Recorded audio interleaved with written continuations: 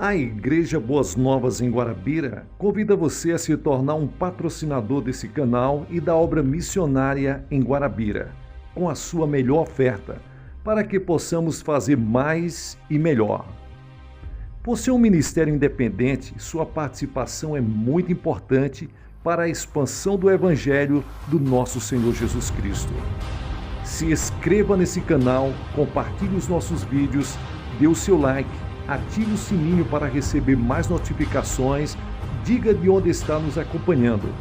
Plante a sua semente de fé através do número da conta ou da chave Pix. Geralmente as pessoas que fazem isso, aparece o nome da pessoa. Nós pegamos o nome dessa pessoa e colocamos no caderno de oração. Vamos para a mensagem de hoje.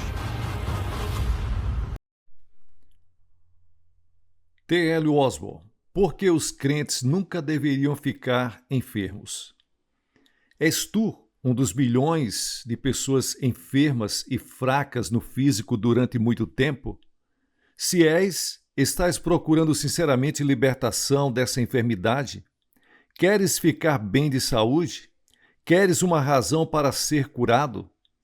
A atitude mental que tens ao ouvir esta mensagem determinará o benefício que receberás dela. A atitude de Deus para com a enfermidade é muito diferente do que geralmente as pessoas pensam.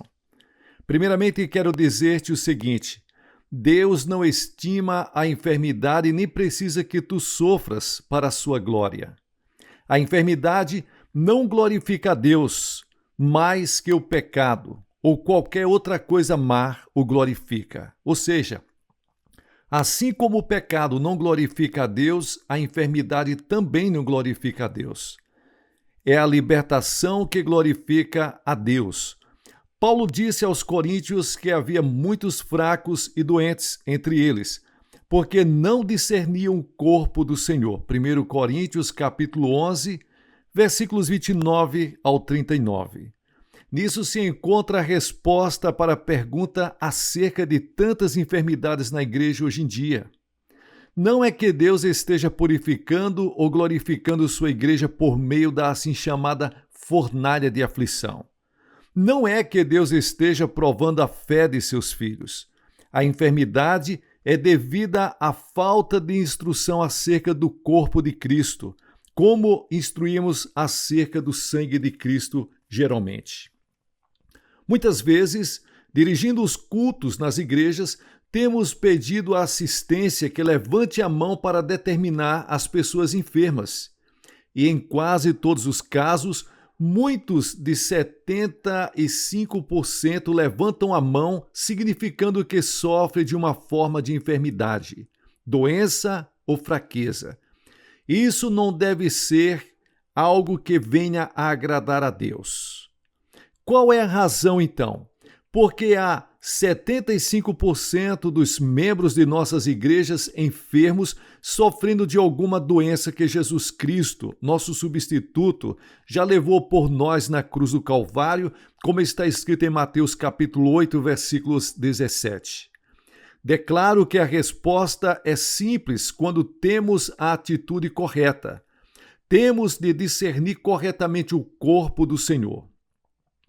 Como contraste entre uma igreja que acabamos de mencionar, a de Corinto, onde, apesar de ser pequena em número, muitos eram fracos e doentes, quero mencionar uma igreja muito maior, com cerca de 3 milhões de membros, que existia sob condições muito piores. Contudo, nessa igreja não houve um só enfermo, como está escrito nos Salmos capítulo 105 e o versículo 37. Era o povo de Israel estando em rumo a Canaã, atravessando o deserto, debaixo da bênção e da proteção de Deus. Eis duas igrejas, uma do Velho Testamento, a outra do Novo Testamento. Uma era controlada pela lei, a outra abençoada pela graça. Uma foi estabelecida pelo sangue de animais, a outra pelo sangue do Filho de Deus. Contudo, essa igreja, governada pela lei, com sangue de animais, com 3 milhões de membros, não tinha um só membro enfermo ou fraco. Ao contrário, Esta outra igreja do Novo Testamento, sob a graça e o sangue de Jesus, tem somente poucos membros. Tinha muitos membros fracos e enfermos. Havia certamente algo errado aí. E há algo errado ainda onde existe esta condição. A saúde é providenciada na libertação de Israel ao sair lá do Egito. Vamos visitar o Egito, onde durante 400 anos os filhos de Israel habitaram. Governantes maus fizeram escravos dos filhos de Deus. Passaram muitos longos anos enquanto os filhos de Israel lidavam como escravos de uma nação pagã. Na escravidão passavam longas horas clamando ao Senhor por libertação. Mas está escrito que certo dia ouviu Deus o seu gemido e se lembrou Deus do seu concerto com Abraão, com Isaque e com Jacó. E atentou Deus para os filhos de Israel e conheceu-os Deus. Êxodo capítulo 2, versículos 24 ao 25. E Deus escolheu certo homem, chamado Moisés, a quem disse: Tenho visto atentamente a aflição do meu povo, que está no Egito, e tenho ouvido o seu clamor por causa dos seus exatores, porque conheci as suas dores. Portanto, desci para o livrar da mão dos egípcios. Vem agora, pois, e eu te enviarei a Faraó, para que tires o meu povo, os filhos de Israel, do Egito. Êxodo capítulo 3, versículos 7, 8 e 10. Deus ainda ouve as orações do seu povo na escravidão e fala as mesmas palavras aos que necessitam de libertação. A esta chamada para libertar o povo de Deus, Moisés atendeu. Depois de ele mostrar muitos sinais e maravilhas no Egito, veio o tempo para dar o último passo, e Deus lhes disse: Falai a toda a congregação de Israel, dizendo: Tome cada um para si um cordeiro, e o sacrificará. Tomarão do sangue e vão colocar nas ombreiras das portas e na verga da porta. Comerão a carne do cordeiro. E a Páscoa é esta para vocês. É a saída. Êxodo capítulo 12, versículos 3. E Deus está falando nesse momento para você. Quero que você note bem que havia duas coisas que deviam fazer: aplicar o sangue do cordeiro e comer a carne do cordeiro. Muitas pessoas se esquecem deste ato de comer o corpo do cordeiro, que é tão significativo como beber o seu sangue. Notai os dois passos. Primeiro, o anjo da morte que ia passar por sobre o Egito, matando os primogênitos de cada família, era tipo da morte eterna da alma do homem, causada pela natureza perversa e percaminosa, pela qual o sangue de Jesus Cristo, nosso Cordeiro, fez expiação, mesmo como o sangue do Cordeiro Pascual fez expiação por Israel.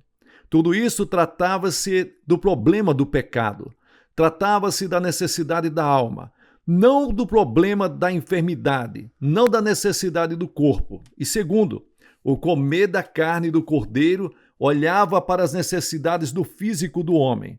Convém-nos sempre lembrar que o comer do corpo do cordeiro não tinha coisa alguma com a passagem do anjo da morte, porque o sangue nas ombreiras das portas foi o sinal dado ao anjo da morte. Mesmo como o sangue de Cristo, nosso Cordeiro, é a única expiação por nossos pecados, nos redimindo e libertando-nos da penalidade do pecado, que é a morte. Israel iniciou uma jornada que era o tipo de jornada do crente pela vida em rumo a Canaã celestial. Deus planejou que seu povo fosse de boa saúde e forte para esta jornada. Isso é ainda pleno nos dias atuais. Isto é válido. O que aconteceu quando Israel comeu o cordeiro? Nada de importante que os homens percebessem, mas o comer da carne do cordeiro era tão significativo como a aplicação do sangue nas ombreiras das portas.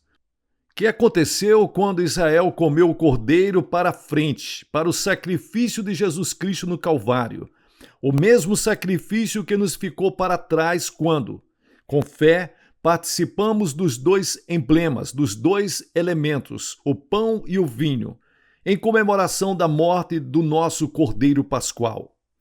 Deus tem colocado no corpo humano uma pequena fábrica de beneficiar, que os homens chamam estômago. A comida que comemos é digerida lá e é enviada para o sangue. Torna-se carne da nossa carne, osso de nosso osso, pele de nossa pele, corpo do nosso corpo. Torna-se uma parte de nós.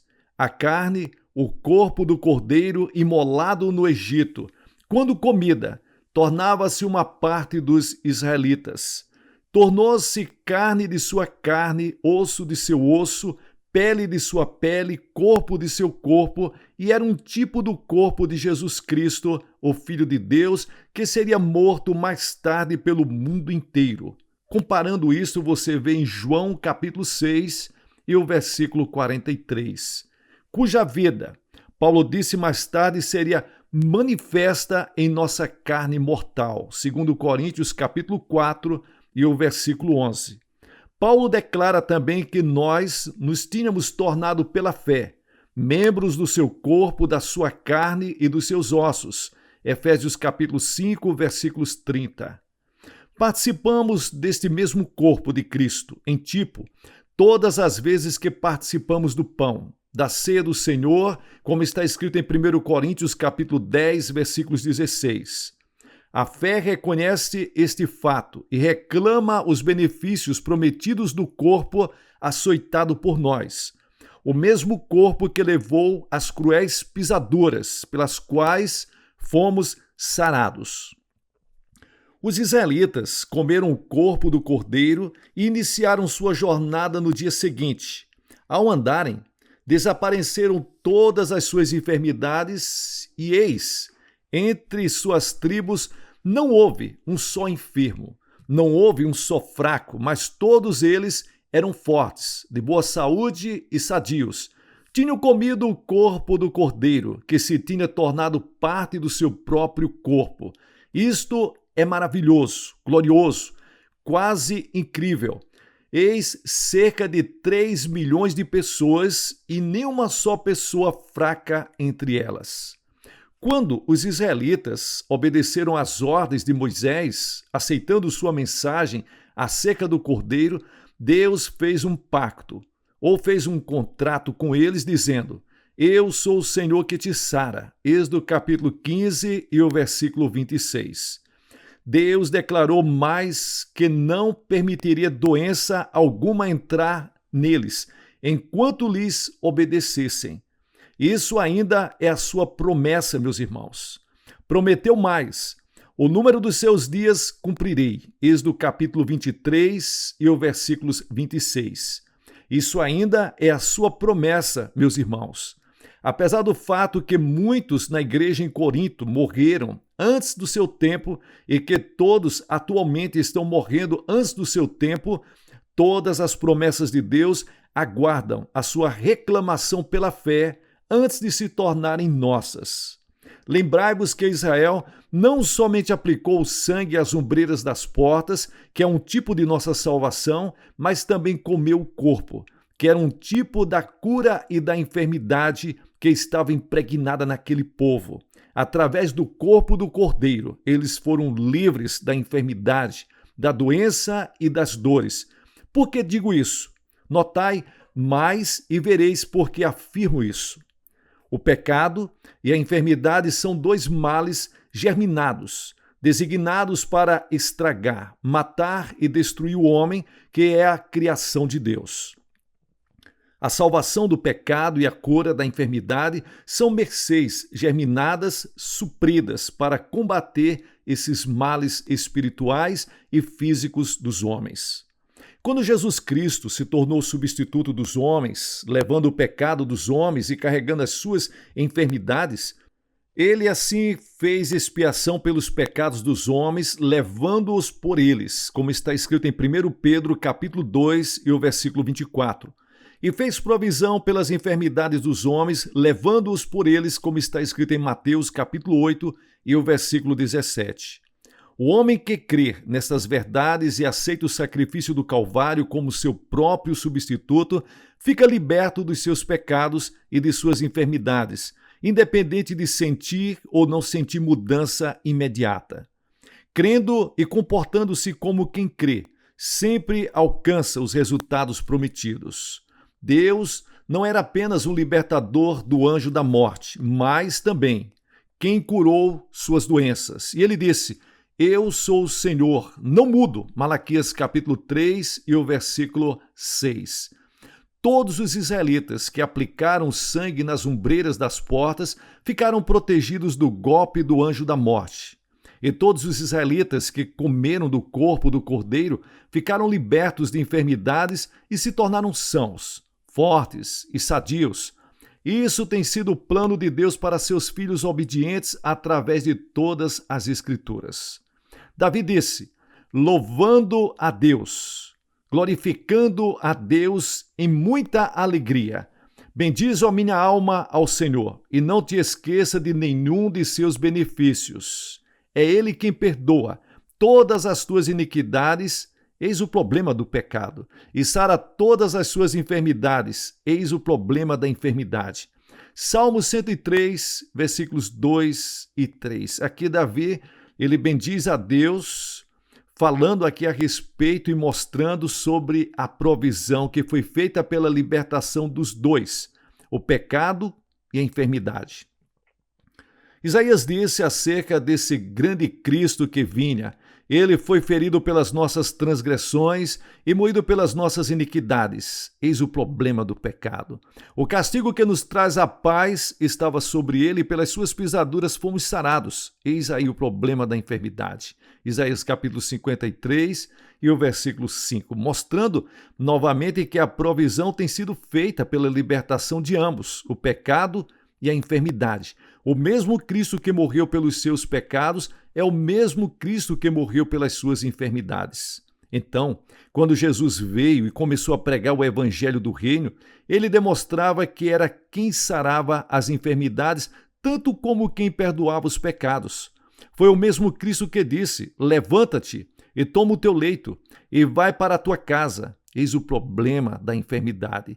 Que também disse: filho, perdoados estão os teus pecados. Eis o problema do pecado. Marcos capítulo 2, versículos 5 e 11. Faço questão de enfatizar para você saber que Deus já providenciou tanto o perdão dos seus pecados como a cura de suas enfermidades. Assim, Jesus, ele providenciou tudo o que você precisa para ser uma pessoa completa, completamente abençoado, feliz, saudável, perdoado e uma pessoa nova em Cristo Jesus.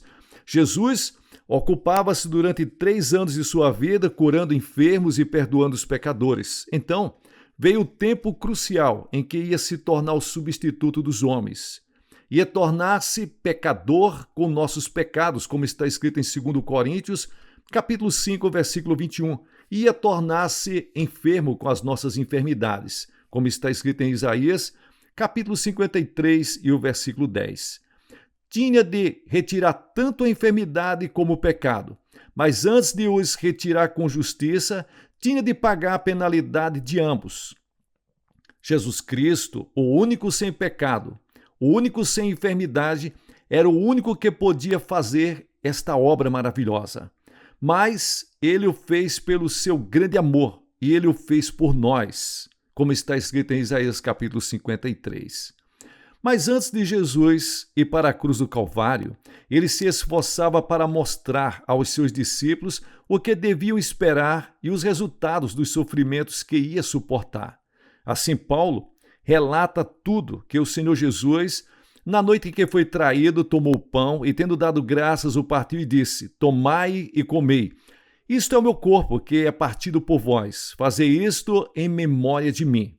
Semelhantemente também, depois de cear, tomou o cálice, dizendo: este cálice é o novo testamento no meu sangue. Fazei isso todas as vezes que beberdes em memória de mim. 1 Coríntios capítulo 11, versículos 23 ao 25. Duvida-se que os discípulos, assentados para a mesa e que o ouviram proferir estas palavras, compreenderam a maior parte do que ele disse. Não esperavam o que ia acontecer, mas aconteceu. Foi apesar de ser cruel, atroz, perverso, brutal, que pela vossa e minha libertação Jesus passou tudo aquilo. Pelas mãos de homens cruéis, Jesus, nosso Cordeiro, foi açoitado. Cuspiram-no, feriram-no, torturaram-no. No seu corpo foram abertos sulcos longos e profundos, pelo cruel chicote romano que literalmente arrancou pedaços da carne de suas costas. Essas eram as feridas pelas quais Isaías e Pedro dizem: fomos curados, e foram aplicadas no seu corpo. Seu corpo foi brutalmente açoitado por nós. Isso não foi a expiação por nossos pecados. Foi assim que levou nossas enfermidades e assim providenciou a cura de todo o nosso corpo. E quero repetir, essas pisaduras pelas quais fomos sarados foram aplicadas no seu corpo. Mateus capítulo 8, versículos 17 diz: Ele tomou sobre si as nossas enfermidades e levou as nossas doenças. Depois de eles o despirem e lhes ferirem o corpo, pelas quais essas feridas nós fomos sarados. Então cravaram-no na cruz e transpassaram-lhes o lado. Seu sangue correu até o chão, mas isso foi derramado por muitos para a remissão dos pecados. Mateus capítulo 26 e o versículo 28. Não para a cura da enfermidade. Jesus, nosso Cordeiro, sofreu de duas maneiras. Derramou seu sangue na cruz por nossa salvação do pecado e levou as feridas no seu corpo por nossa cura e por nossas doenças. Na agonia intensa de espírito e do físico no Calvário que Jesus sofreu, principalmente no seu espírito, pois durante este tempo até seu Pai se retirou dele, Jesus levou nossos pecados, sendo feito pecado por nós. Mas na agonia excruciante do físico, do pretório, onde Jesus sofreu no seu corpo as terríveis chibatadas dos soldados romanos, ele levou as nossas enfermidades, porque foi lá que pelas suas feridas que ele foi feito doente por nós. E pelas suas feridas fomos sarados. Isaías capítulo 53 e o versículo 10. Depois de Jesus completar isso e regressar para a destra de Deus e assentar-se, todas as coisas sendo consumadas, tendo libertado completamente a humanidade, tanto espiritual como fisicamente, da escravidão satânica, o Espírito Santo revelou a Paulo o significado de tudo. Encontra-se isso interpretado nos escritos de Paulo. Paulo fala-nos em 1 Coríntios capítulo 11 acerca da ceia do Senhor que todas as igrejas observam. Fala sobre os dois emblemas que honramos em lembrança dos sofrimentos de Jesus Cristo como nosso Cordeiro. O pão e o vinho, tipos do corpo açoitado e dilacerado por nós, por nossa cura física, e o sangue derramado por nossa cura espiritual. Então Paulo acrescenta: todas as vezes que comerdes este pão e beberdes este cálice, anunciais a morte do Senhor até que ele venha. 1 Coríntios capítulo 11 e o versículo 26.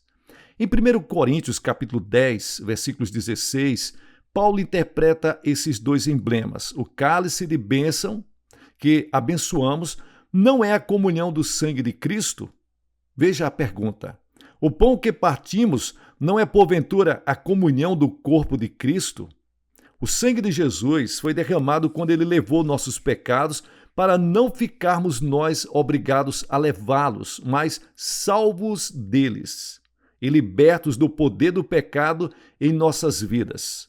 O corpo de Jesus foi ferido quando levou nossas enfermidades, para não ficarmos nós obrigados a levá-las, mas curados delas e libertos do poder da enfermidade em nossas vidas.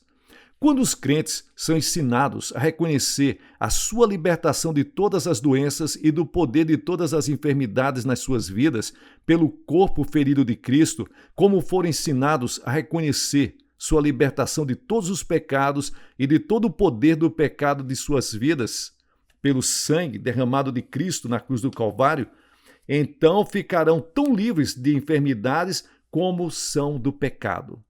A enfermidade não terá mais poder sobre eles do que o pecado. Verão que a enfermidade não é mais para a glória de Deus, da mesma forma como o pecado não pode glorificar a Deus. Perceberão que não há mais enfermidade para as suas vidas do que há pecado para as suas vidas. Verão que o pecado e a enfermidade são ambos aniquilados. Ambos foram levados pelo nosso substituto maravilhoso, Jesus, o Cordeiro de Deus, transpassado e açoitado por nós. Por isso, é importante que você entenda a sua participação na comunhão, tanto do corpo como do cálice. Quando nos oferecem os emblemas da ceia do Senhor em comemoração de sua morte, tomamos o cálice de vinho e bebemos reverentemente. Depois de beber, geralmente expressamos a nossa gratidão ao nosso Pai por tão maravilhoso Cristo e pelo maravilhoso poder no sangue de Cristo em nos lavar de todo o nosso pecado.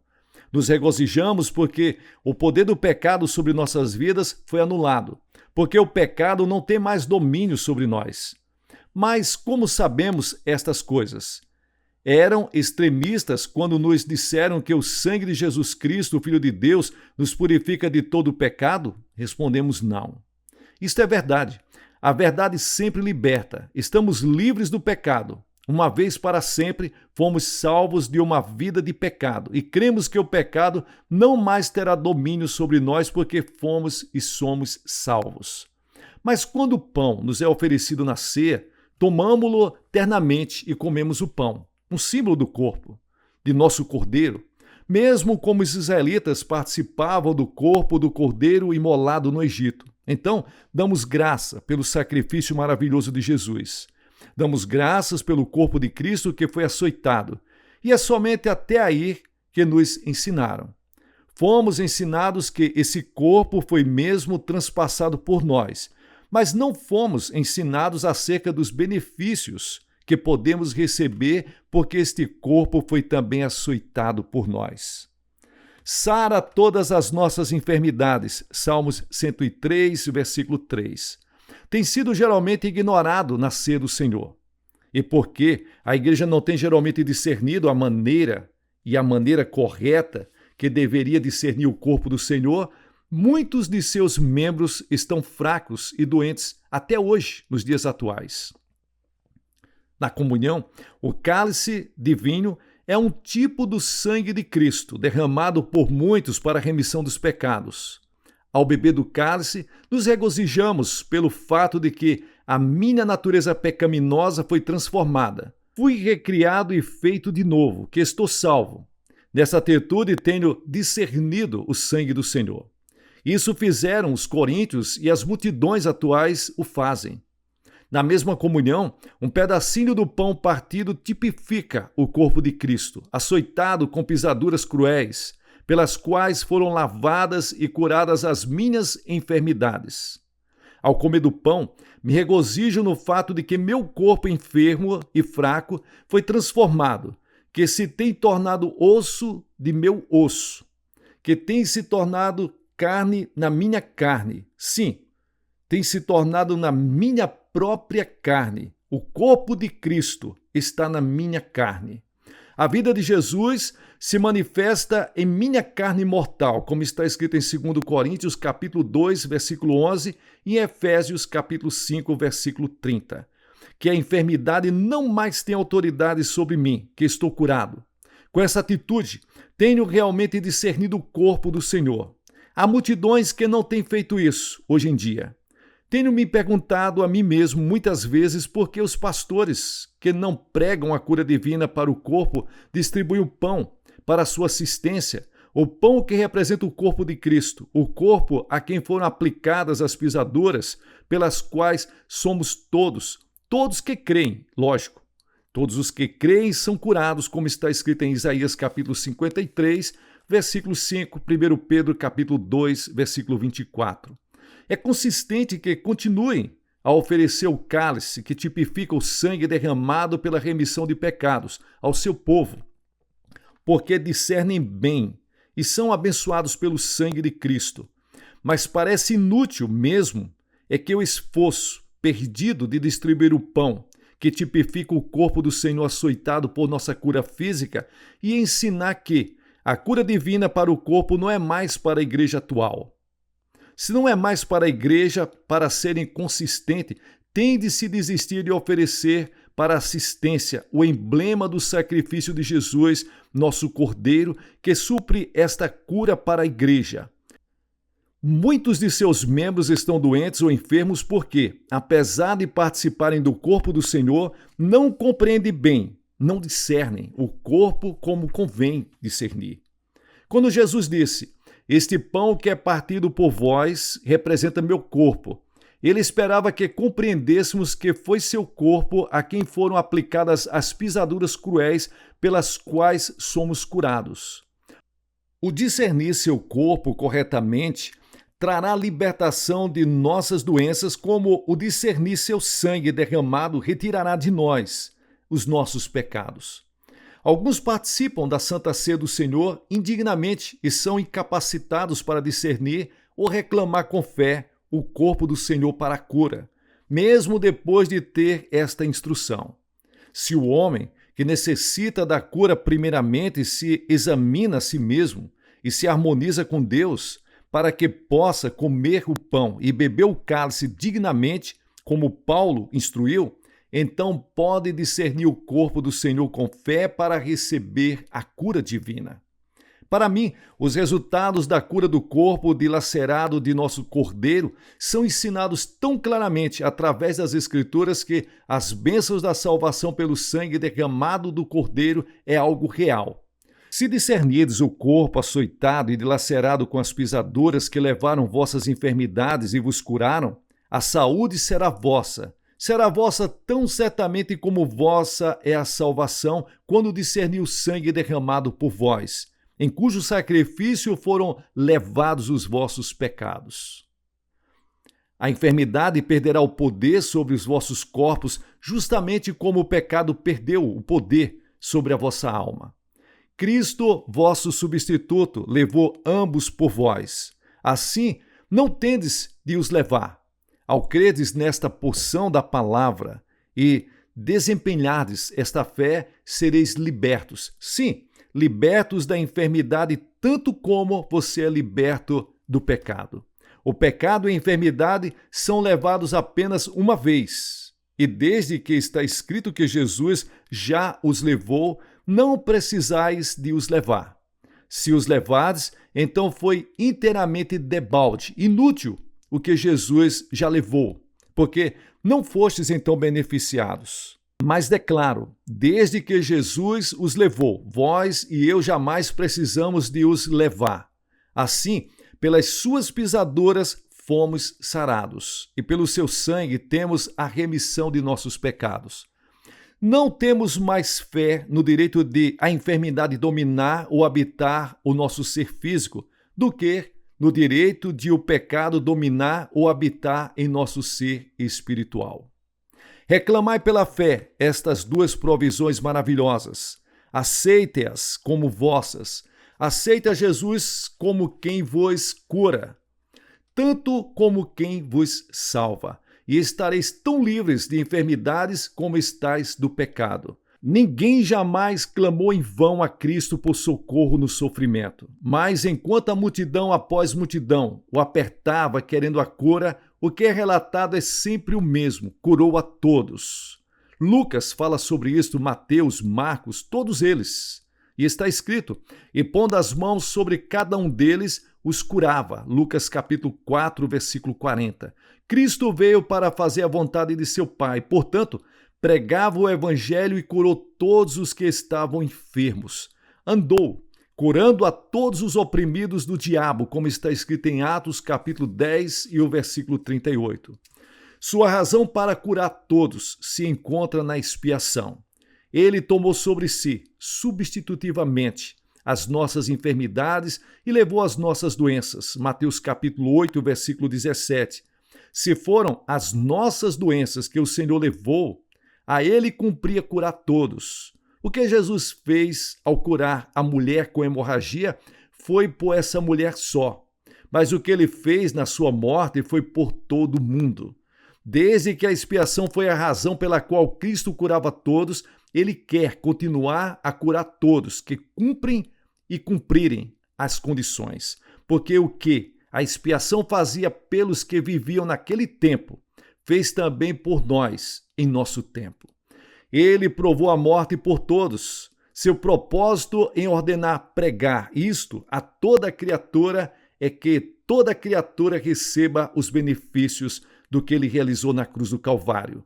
Mateus capítulo 16, versículos 15 e 18. Que Deus abençoe a todos vocês.